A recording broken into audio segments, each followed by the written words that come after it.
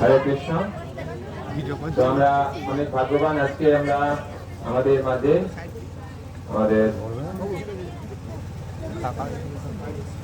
আমাদের পরম শ্রদ্ধেয় শ্রীমৎ ভক্তি প্রেম স্বামী মহারাজ পেয়েছি।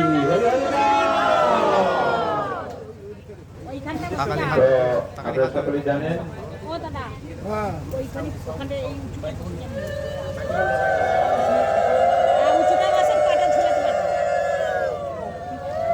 মহারাজ আমাদের ইস্কনের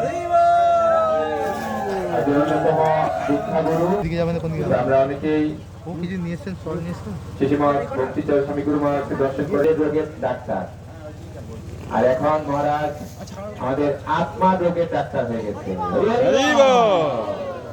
আমাদের আত্মাতে রোগ আছে না, বড় রোগ, ভবরোগ।